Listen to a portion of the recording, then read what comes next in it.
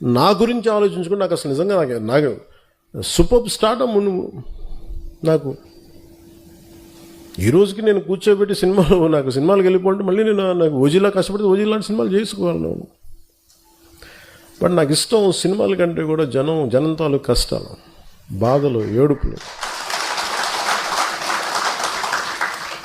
Global రికగ్నిషన్లు, global అవార్డులు ఎన్ని కొట్టినా కానీ ఒక ఊరు పేరు లేని ఒక గ్రామానికి 70 సంవత్సరాల కరెంట్ లేని గ్రామానికి అధికారం వచ్చి కష్టపడి అది రోడ్డు వేస్తే అది ఒక ఆస్కార్ కొట్టినంత ఆనందం ఉంటుంది.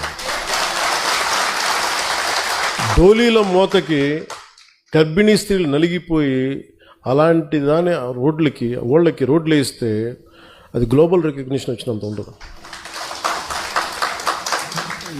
నేను ఇవి ఆశించాను.